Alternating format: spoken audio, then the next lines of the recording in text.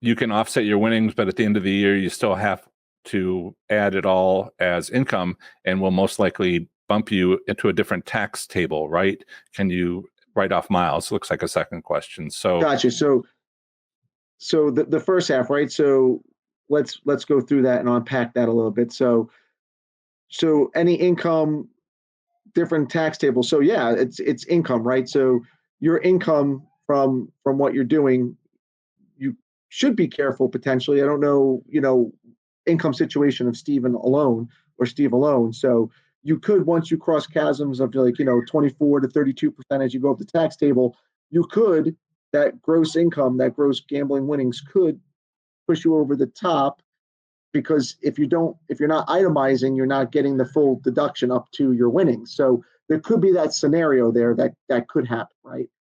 When you do the scenario analysis that you won, but you're not itemizing and you can't offset the losses, right? Because you only have a standard deduction, that could push you up, right? So that would be dependent upon your own personal situation, could change for each individual person.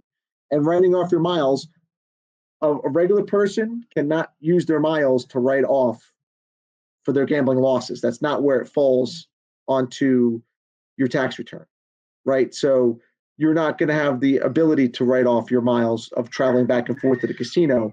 Now, it begs the question of, if you're a professional gambler, that could be different, or if you're working in a different space, that could be different. But like if I go to the casino and I win $100 and I only spent 20 and I have $80, I don't get to write off the miles. That doesn't count as a loss.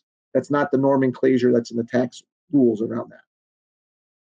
uh, what I understand is, if I were to go to Las Vegas for a aerospace engineering conference for a week, and on a Tuesday night I went to the casino and had a good time, I could not write off the airfare.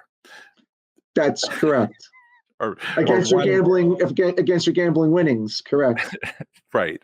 And that's that. But okay, so wanted to be clear about that.